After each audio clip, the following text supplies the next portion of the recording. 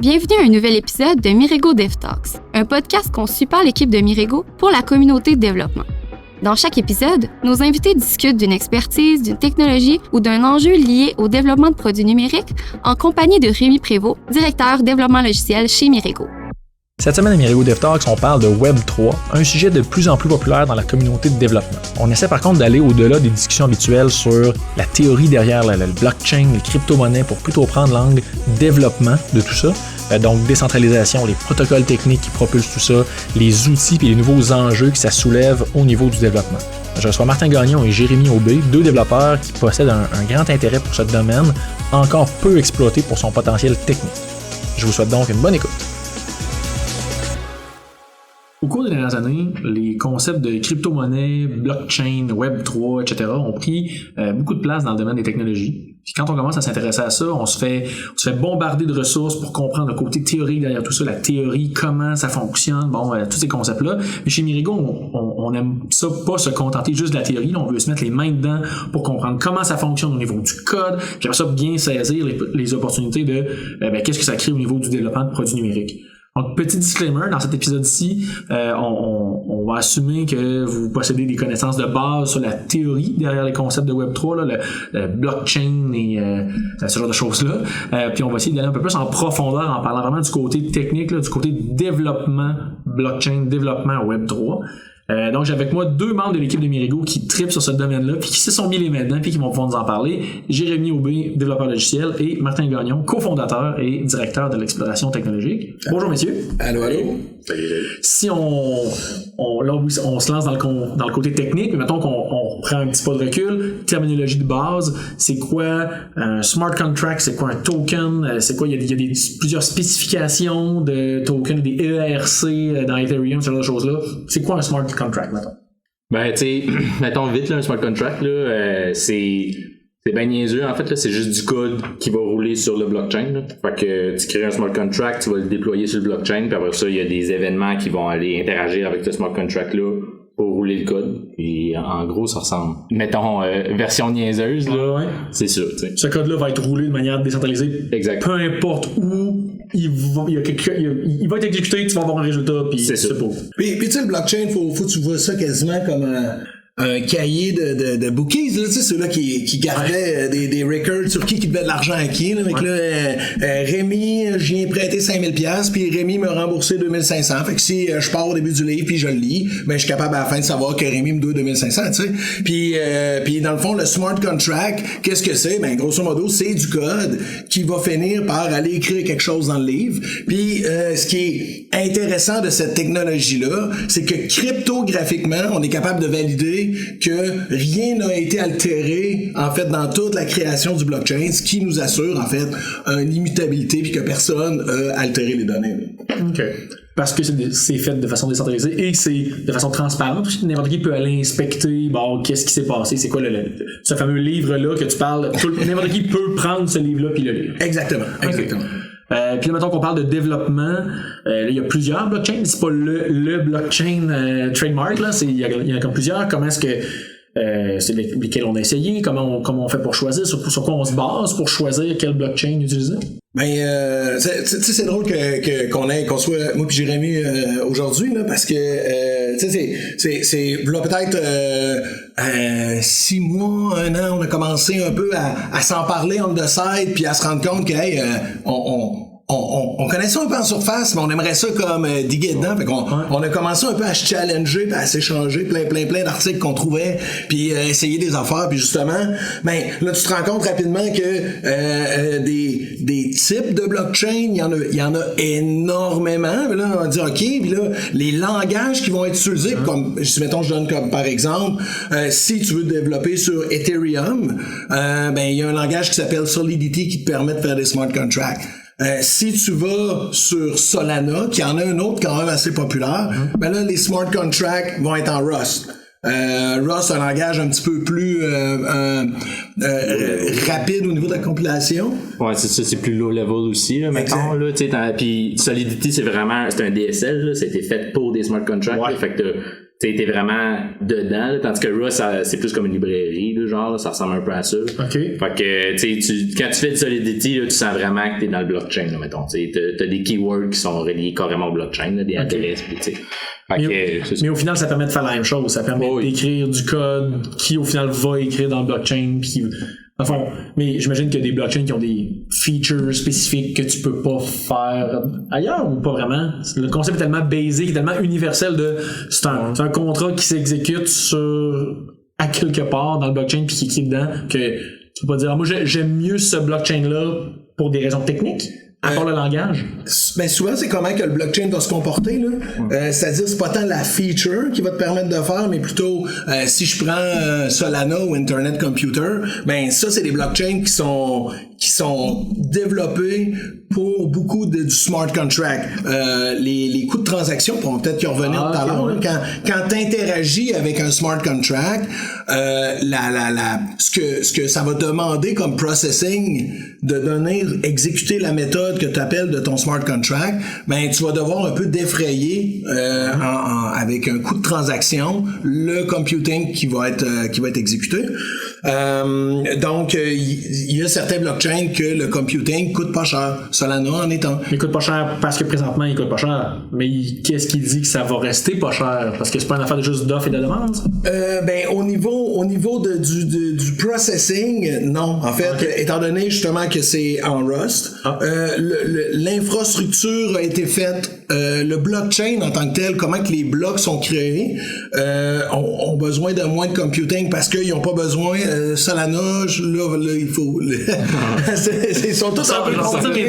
C'est comment que ça fonctionne, rajouter un bloc. Je pense qu'il n'y a pas besoin d'avoir un proof of work au complet. Tu as juste besoin, dans le fond, de fournir, de valider des headers, puis de prouver, en fait, que non seulement ta fonctionnalité marche, mais en même temps, tu as aussi staké énormément d'argent pour prouver que, hey, moi, je fais partie, je suis une bonne personne. Donc, j'ai le droit d'acheter un chain. Je sais pas si tu veux. Ben, c'est ça, tu sais, un affaire, mettons, avec on parlait, là, des frais de transaction, là, mais tu sais, un affaire qui va beaucoup varier de blockchain en blockchain, c'est la technologie qu'ils utilisent pour valider les blocs. Tu sais, là, mettons, Bitcoin utilise Proof of Work, Ethereum aussi, là, ils sont en train de transitionner, mais avant, ils étaient avec Proof of Work, là, ils changent à Proof of Stake. Il y a même Proof of History qui existe, tu sais. Fait que là, ça va beaucoup changer parce que, mettons, le processing que tu as besoin de faire pour valider un node est beaucoup moins grand. T'sais. Fait que là, comme mettons, dans le Proof of Work, tout le monde travaille à valider le bloc puis t'en as un qui gagne. Parce que dans le Proof of Stake, toi, tu mets de l'argent, tu dis, moi, je veux valider ce bloc-là, tu te fais choisir, puis là, ça, tu le valides. Il y a juste ton ordinateur qui l'a validé. Il y a beaucoup moins de processing, puis tu peux scaler plus vite, puis il y a plus d'avantages, mettons. Au niveau après ça, comme tu dis, avantage, c'est au niveau du coût après ça. Mettons, si on se replace en mode, je suis un dev ou une dev et je me cherche un blockchain sur lequel développer, ça rentre en ligne de compte parce que justement au niveau coût, au niveau temps de processing pis tout. Exact. OK. Puis nécessairement aussi, quand on développe un produit, ce qui est important, c'est ton end-user. Puis dans ce monde-là, les end-users, il y en a moins que dans pour l'instant, plus traditionnel. Donc, la barrière à l'entrée est un peu plus grande. La plupart des gens qui ont commencé à utiliser le Web3 l'ont fait avec des NFT. S'ils ont utilisé OpenSea, probablement qu'ils ont déjà un wallet qui est compatible avec les blockchains qui sont compatibles avec Ethereum. Fait que des fois, ton choix va être un peu, je vais dire, influencé par la possibilité de rejoindre ces gens-là aussi. Ah, OK. Fait que l'effet de network, l'effet communauté aussi existe quand même. Exactement. Non, tu as trouvé un blockchain, vraiment, là, techniquement, ça a l'air super, puis turns out t'es 4 users ou qu'il n'y a pas beaucoup d'engouement, ça peut t'amener ailleurs. Funny fact, le dernier blockchain sur lequel j'ai vraiment trippé, c'est Terra. Et j'avais commencé à développer mon premier smart contract 2 jours avant que toute la blockchain crash.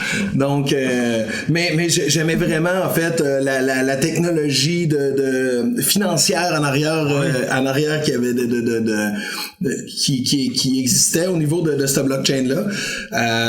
Mais justement, quand tu prends des blockchains qui sont moins, je vais dire, grand public ou mainstream, il peut arriver ce genre de petites choses. Mais c'est intéressant, ça veut dire que c'est fou de dire, mettons, je vais baser le code que je vais écrire sur un blockchain qui est drivé par une communauté. Ça prend des gens, il faut que ce blockchain-là vive, justement, là, offre, demande, parfait, ça marche.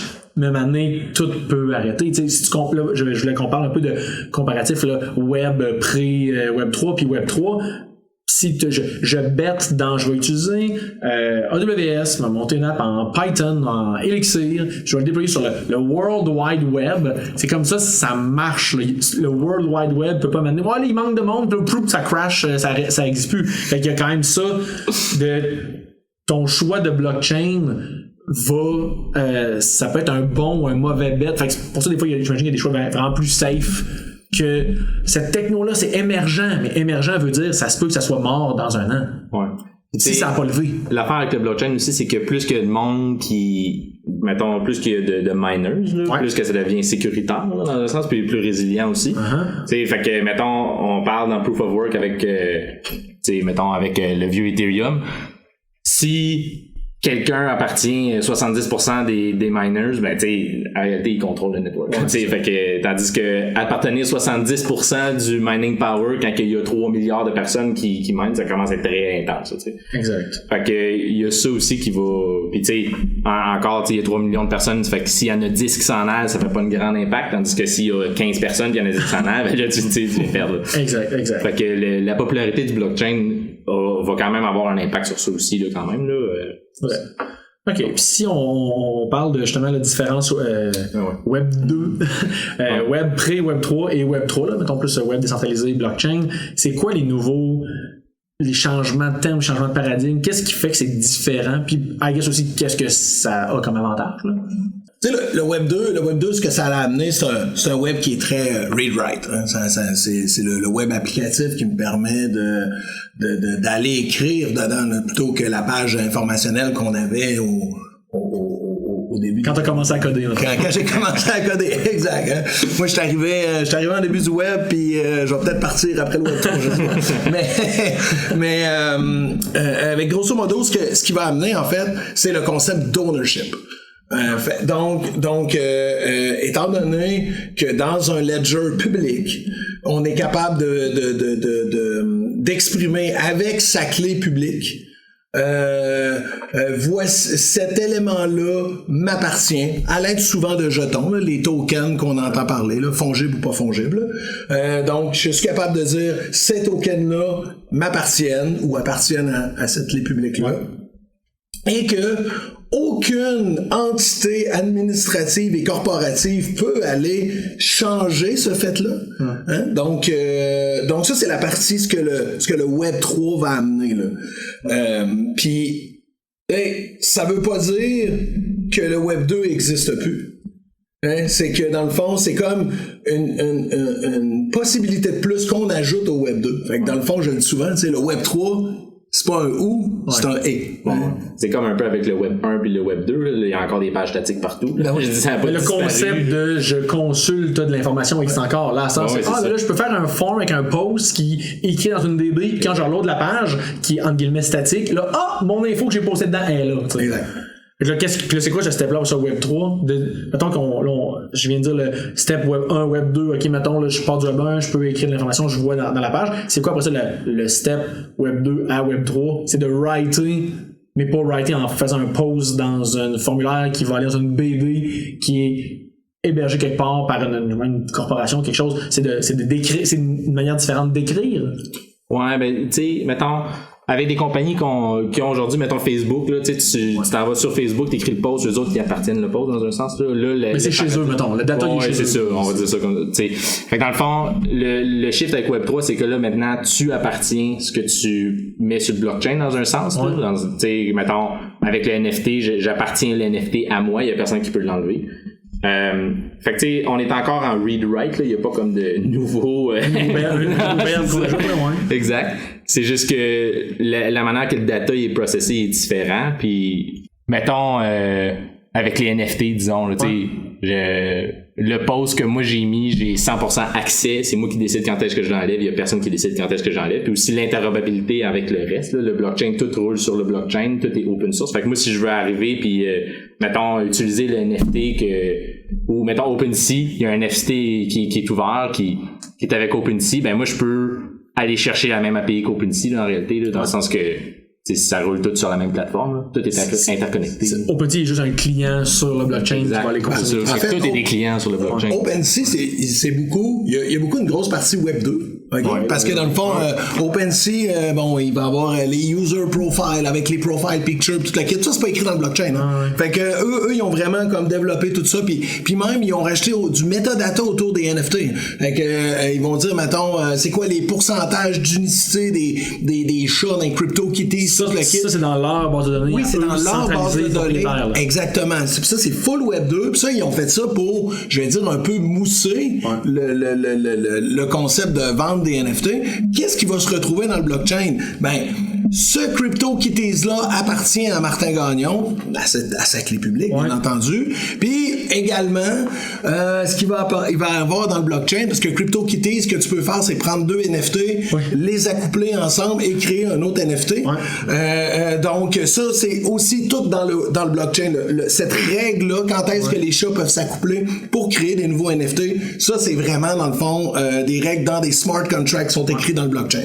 Avec ça, c'est la partie. Demain matin, Martin Gagnon, ça me tente de remplacer OpenSea, mais je peux coder mon propre OpenSea, le déployer, la partie Web 2, la connexion avec le Web 3, je le fais, et j'ai toutes les mêmes informations du blockchain, toutes les informations des CryptoKitties, puis les règles du jeu.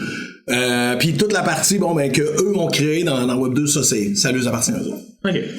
Puis mettons qu'on parle plus de développement. Là, je sais pas si c'est le bon exemple, mais je veux monter mon propre NFT. Ou mettons qu'on lâche un NFT et qu'on dit je veux déployer moi une application dans le blockchain qui utilise des smart contracts pour gérer ces règles-là, pour mettre en place ces règles-là. Comment je me set up? C'est quoi le first step que je prends en tant que dev? Là? Nous, on a comme un genre de go-to stack là, qu'on a décidé de mettre en place, qu'on va appeler, mettons, le choix safe. Hein? Puis c'est peut-être pas le meilleur choix pour 100% des cas, mais c'est un choix, comme tu disais, tout peut lâcher, Terra, ça peut cracher. Ethereum, on sent que c'est quand même stable, puis il y a beaucoup de choix de déploiement, là, puis là, je veux pas rentrer dans tout le détail, mais t'as le blockchain d'Ethereum et t'as des blockchains associés qui sont des Ethereum Virtual Machine, des EVM Compatible Blockchain, sur lequel le même smart contract peut être déployé. Un exemple de ça, il y a un blockchain qui s'appelle Polygon. Donc, le même smart contract que tu pourrais déployer sur le blockchain d'Ethereum, tu peux le déployer aussi sur Polygon. Puis Polygon, ce que ça donne, des coûts de transaction beaucoup moins élevés et du temps de processing beaucoup plus rapide. Eux, si je me trompe pas, sont en proof of stake. Oui. Stake. Stake. Ouais. Ok, je pensais que Polygon c'était un layer 2 par-dessus Ethereum. Le Polygon, c'est un peu un enfant rejet de la famille. Là. Ils sont pas genre full VC back, eux autres, là, pis ils sont comme très gros, c'est beaucoup corporate.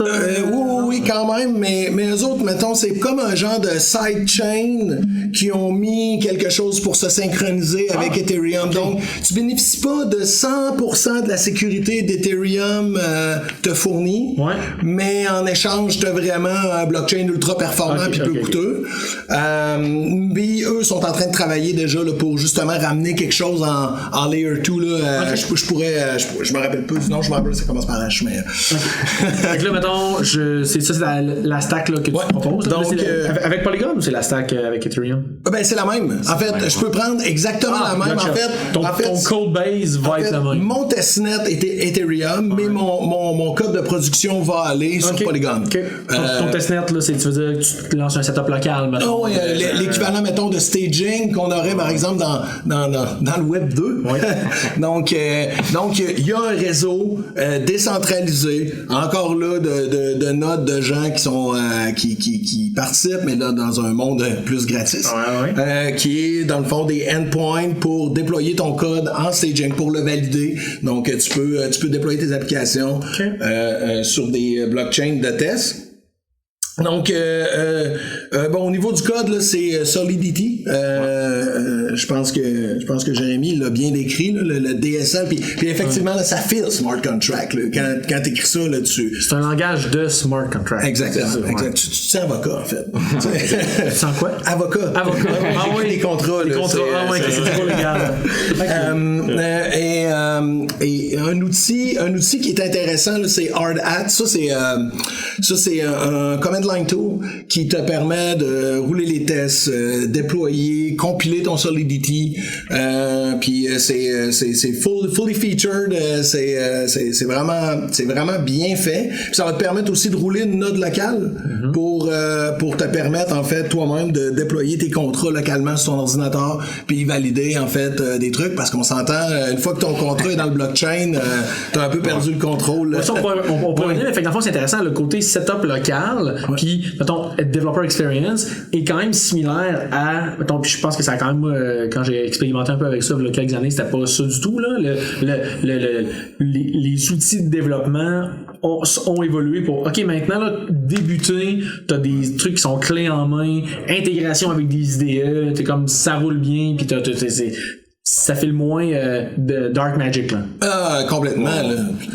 Ouais, c'est ça, tu sais, il y a beaucoup, c'est un peu comme mettons au début quand on codait avec Notepad++, là, tu sais, avec l'évolution, ça devient beaucoup plus facile, puis c'est beaucoup plus intégré là, puis les outils ont vraiment avancé là depuis, tu sais, en plus on a une référence là, tu sais, on a des IDE aujourd'hui, on sait c'est quoi coder en Web 2, fait que là on essaie de comme répliquer ça un peu le plus possible, puis tu sais, HardHat c'est un projet qui essaie de faire ça qui fait très bien en fait.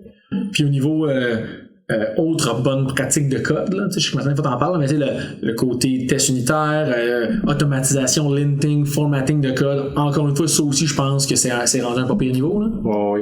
Puis tu sais, c'est aussi les mêmes, mettons, les mêmes bonnes pratiques que tu utilises en Web 2, là, dans le sens que ça reste du code, là, tu sais, fait que c'est comme, t'écris tes tests pour ton code, tu vas linter, c'est vrai que les outils maintenant pour ça, tu sais, mettons Solidity c'est un nouveau langage, fait que il faut que t'aies un language server, faut que t'aies un linter, ça a été développé, c'est quand même bon. À ce temps, c'est toi en tant que développeur d'utiliser ces bonnes pratiques-là comme que tu le fais avec tout le reste de ton code, dans le fond. Effectivement, peut-être même présentement, mais un moment donné, tu verras peut-être même plus la différence, là. T'écris ton code, parfait, on-save, ça formate tes affaires, ça ligne tes affaires, tu pushes sur ta branche principale, t'as un continuous deployment qui déploie en tu sais, fait que t'es même plus au courant que c'est Web 2, Web 3, c'est comme non, là, tu traites le blockchain comme étant une autre place où le code se déploie et devient disponible. Ça devient comme quasiment un autre cloud, tu sais. C'est intéressant. C'est ça. En fait, j'allais dire, en fait, actuellement, nous, on a un projet chez Mirego de finances décentralisées avec Web3, puis notre projet est pas mal tout setupé avec des GitHub Actions, puis du Continuous Integration, du Continuous Deployment, puis on arrive avec toutes les bonnes pratiques qu'on a mis en place, puis une grande partie de ça t'appartient, puis merci encore de nous avoir forcé à devenir bon là-dessus, mais toutes ces bonnes pratiques-là, on les applique aussi pour le Web3, pour s'assurer justement qu'on continue à livrer de la qualité. Puis là, tantôt, tu parlais, t'as mentionné un peu, là, de déployer. Une fois que ton contrat est dans le blockchain, tu peux plus, il est là, c'est immuable. Cette erreur-là, ce bug-là que t'as déployé va être là encore pendant des années. Comment est-ce qu'on fait pour déployer une application que le back-end roule dans le blockchain et que, évidemment, je veux faire une mise à jour, je veux corriger un bug, je veux l'améliorer au fil du temps. Comment ça fonctionne, ça? Puis là, ça va un peu à l'encontre de... non, mais ça va un peu à l'encontre de toute la philosophie en arrière du blockchain. Parce que, nécessairement, ce que tu veux, en fait, c'est déployer un smart contract qui est lisible par tout le monde. Que le monde peut auditer ton code, ils peuvent valider, dans le fond, que tu es une bonne personne, que tu fais des bonnes pratiques, que dans ton code, il n'y a pas une porte de sortie pour que tu te mettes de l'argent dans les poches. Mais bon, puis on le sait, là, il y a eu quelques fraudes, surtout dans les 2 dernières années, là, le Web3 plus c'est populaire, plus c'est audité, plus il y a des chances que là on trouve de quoi là. Et mais pour ce faire, il y a quelque chose qui s'appelle un transparent proxy, qui est une spécification pour Ethereum. Là, ce que je parle, c'est très Ethereum, mais il y a la même chose là qui existe autant pour l'équivalent des autres blocs. Exactement. Ouais. Puis grosso modo, ce que le Transparent Proxy fait, lui va gérer tes variables. Donc lui va contenir ton data, si je me trompe pas, puis va déployer ton blockchain en arrière de lui. Ton contrat. Le contrat, oui. Okay. Ouais, donc déploie ton contrat. Lui, il y a une référence sur ton contrat. Okay. Donc quand tu veux mettre à jour ton contrat, ben ce que tu fais, c'est que tu redéploies une nouvelle version de ton contrat et tu vas mettre à jour la référence dans ton proxy. Okay. Ça fait que, ben, si la première fois tu as déployé un contrat super bon, super gentil, parfait, ben, peut-être que tu pourrais redéployer un contrat malicieux par la suite et mettre à jour le proxy. Right. Ça, c'est la partie que, tu sais, qui est un petit peu à l'encontre de la philosophie, là, du blockchain. Mais par contre, du code, pas de bug, c'est quand même un art à écrire, même si on écrit des unit tests. Pas mes bugs, tu sais, même, je vais acheter une nouvelle fonctionnalité, là, monnaie, c'est fait, on régressons pas à, ok, j'ai mis mon software sur une disquette, j'ai envoyé la disquette par la poste, puis là, that's it, je peux pas changer, là, j'imagine qu'on va garder ces acquis-là. Ouais, mais, c'est que dans le fond, pour pouvoir avoir la capacité de fixer tes bugs, il faut que tu aies la capacité de muer le smart contract. Fait que, tu sais, l'un peut pas arriver avec l'autre, là, c'est impossible que tous les smart contracts déployés ever va jamais avoir de bugs, puis en même temps tu te dis, tu sais, là, il faut que je donne la possibilité de changer le smart contract, mais là, le but c'est un peu que ça soit immuable, que rien change. Mais en même temps, quand on fait du développement, mettons, plus classique, on va mettre à 1.0 à jour, ok, après ça je mets 1.2, puis là, oui, je comprends que dans le monde du Web 2, il y a le concept de proxy, de load balancing, de je ping api.mirego.com, ça me redirige à le serveur qui sert la version 1.0. Puis là, à un moment donné, finalement, non, je vais modifier api.mirego.com, ça s'en va à la version 1.1 de mon software. Mais mettons dans un contexte où est-ce que j'ai une application client, mettons en JavaScript, une application front-end, puis que je veux interagir avec un smart contract, ben je pourrais pas juste mettre à jour mon application web pour dire, hey là, ping plus la version 1.0 de mon contrat, j'ai fait une belle mise à jour, j'ai corrigé des bugs, j'ai acheté des features, c'est rendu sur 1.1. Ben, ok, cette version-là 1.0, elle vit encore dans le blockchain, mais à cette heure-là, tu fais signe à ton monde, là, puis opère à ton application à toi, ou tu broadcast ça. Hey, finalement, là, mon produit, là, c'est plus la version 1.0, c'est la version 1.1. Updatez vos références. Ben, si je me trompe pas, en fait, c'est le proxy qui va faire ça. Toi, tu vas toujours pigner le proxy. Oui, je sais, mais mettons qu'on dit que le proxy, c'est mal, puis que, finalement, le proxy, ça change un peu le concept de, tu pings tout le temps ce contrat-là, puis tu vas toujours avoir la même chose. Non, le code en arrière, il change, mais mettons, c'est toi, en tant que client du contrat, tu peux dire, avant je parlais à A, maintenant je parle à B. Ce que tu rajoutes comme complexité, puis effectivement, là, cette documentation-là existe. Okay. Ce que tu rajoutes un peu comme complexité, c'est que dans un smart contract, il y a des variables qui sont associées. Par exemple, mettons si j'ai un contrat un contrat où ce que quand j'envoie juste une chaîne de caractères puis c'est associé à ma clé publique, hein, juste c'est comme mon welcome message, fait que tout le monde a son welcome message décrit dans mon smart contract. Ben si mettons je veux updater ça pour acheter welcome message et description, mais ce qu'il faudrait que je fasse, c'est que je déploie mon nouveau contrat et là j'ai cherché toutes les welcome messages de tout le monde que j'y ramène dans mon contrat. Jusque là, ce bout-là fonctionne quand même assez bien parce que je suis capable de faire ça de manière publique. Sauf que dans un contrat, t'as aussi des variables privées, comme dans toutes nos classes qu'on écrit. Donc là, je rajoute, si par exemple j'aurais un compteur qui serait une variable privée, qui est pas accessible au public, là on rajoute une façon de comment je vais réussir à migrer en fait toutes ces datas-là dans mon nouveau smart contract. C'est quand même une grande complexité, mais philosophiquement, on se rapproche beaucoup plus de la vertu. Mais la minute, là, tu viens de dire une variable privée dans un smart contract. Oui. Mais comment tu peux avoir quelque chose sur le blockchain qui est privé? T'as peu. La variable est lisible. OK. La variable, t'es capable de la lire. Ouais. J'étais OK, parfait. Ben, je me dis, il y a dans l'encryption que là, c'est juste le owner du contrat, sa clé privée. Mais si j'instancie un objet de smart contract, j'ai pas accès à cette variable-là. Là. OK. C'est ça, exact. Okay. Mais le data, il est là quand même. Exact, le data. Mais ton point bon de dire comme ça, quand tu le migres, ben, il faut que tu ailles chercher le data. Là, ça arrive, il va pas se chercher facilement. Ben, c'est ça. OK. Mais mettons, le tooling existant, il t'exposera pas les variables privées parce que dans le fond, il est fait en fait de te protéger de faire de ce genre d'erreur. Je comprends. OK. Puis, dernier point, encore une fois, Web 2, Web 3, j'ai appelé ça le decoupling de encore plus grand entre front-end puis back-end. Tu sais, mettons dans un contexte app mobile ou app front-end, mettons single page application, on a une application, on a quelque chose qui parle à un back-end, puis mais l'URL du back-end, il est hard-codé à quelque part dans l'app. Quand tu ouvres l'application justement de l'application du Canadien de Montréal mobile, ben le back-end en production, il est hard-codé dans l'app, tu peux pas le changer.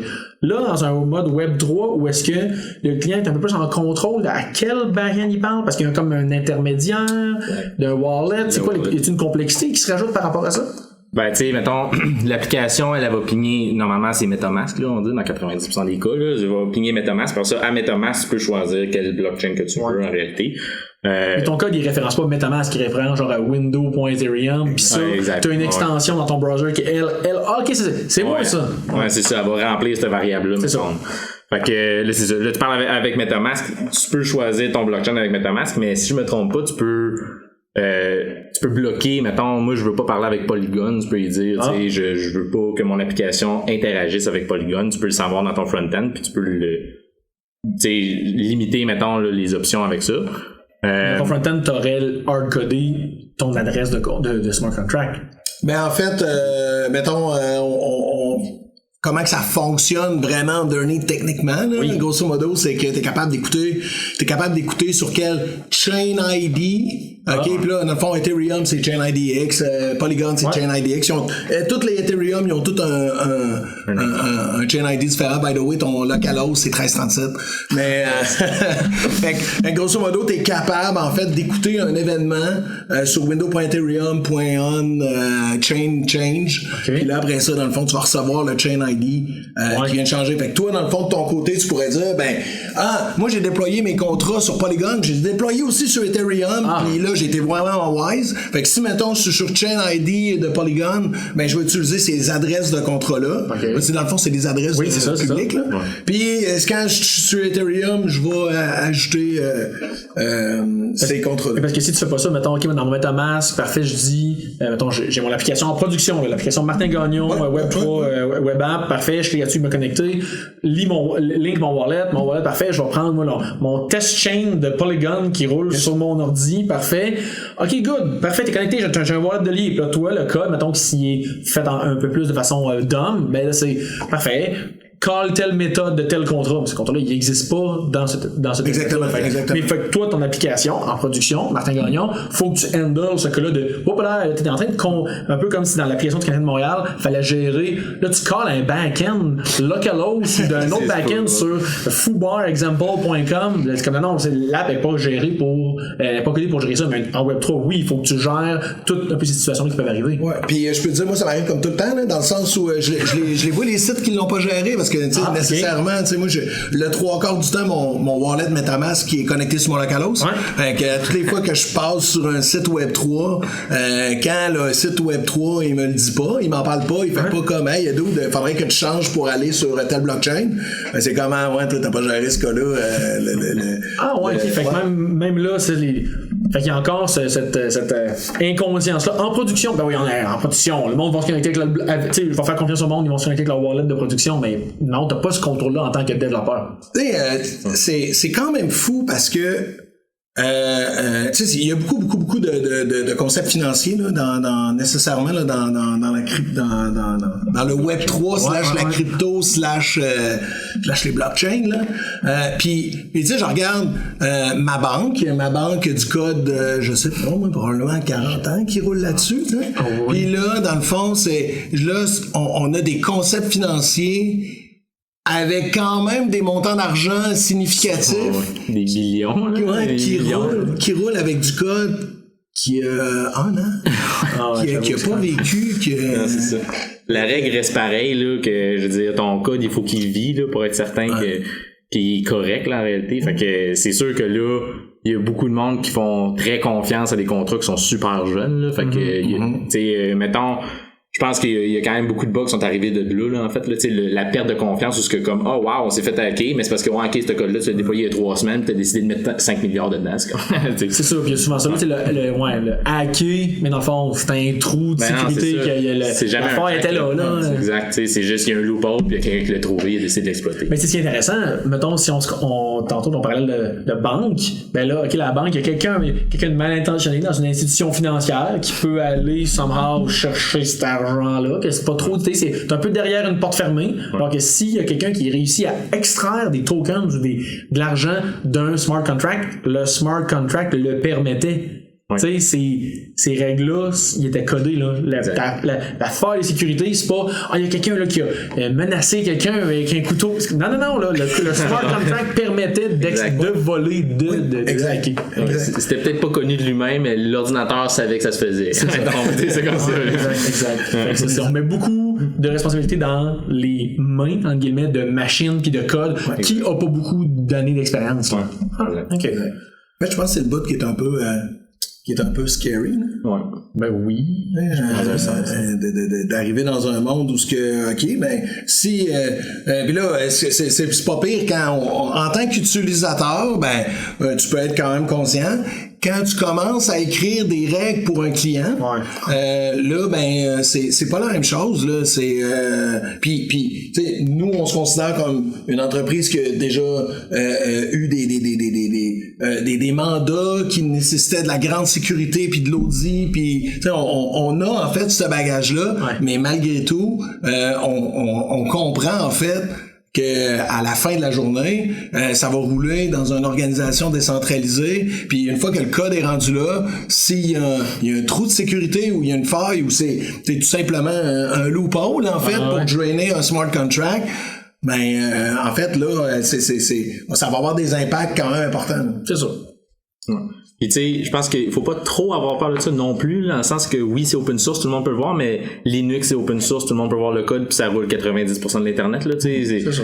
Fait que le fait que c'est open source, peut-être que il y a des failles à ça, mais il y a aussi beaucoup d'audits de sécurité qui va arriver par des personnes qui ont pas nécessairement travaillé sur le contrat, là. Fait que ça rajoute aussi un niveau de sécurité dans un certain sens, là. Fait que oui, c'est épeurant parce que il y a du code open source qui a jamais vécu, puis que là tu mets de l'argent dedans, mais en même temps c'est pas épeurant dans le sens que éventuellement ce code-là va devenir meilleur que quelque chose de propriétaire, mettons, ce que t'aurais pas pu lire. Mais le paradoxe avec Linux, c'est bon. C'est du code open source, jeune, puis qui gère de l'argent. C'est comme 3 variables, 3 grosses variables. Linux, oui, ça power un immense pourcentage d'Internet, mais la courbe, elle s'est pas faite du jour au lendemain. Les gens ont investi des milliards de dollars dans Linux. Puis probablement que si des failles... En fait, c'est probablement que si Linux, avec 1 ou 2 ans d'expérience, powerait puis gérait des millions de dollars, probablement que le code open source était peut-être moins sécure en 95. Exact. OK, intéressant. Merci, messieurs. En terminant, si je vous demande qu'est-ce qui vous excite le plus, qu'est-ce qui vous motive le plus par rapport au futur du développement Web3, qu'est-ce que ça serait?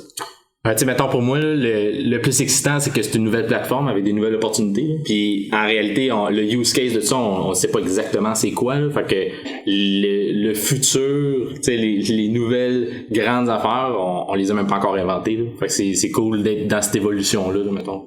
Les building blocks existent, mais qu'est-ce que ça va prendre comme tangente, on ne sait pas. Exact. Cool. Martin? Ben, moi, l'autre chose que je trouve intéressante, là, c'est comment que ça va se démocratiser.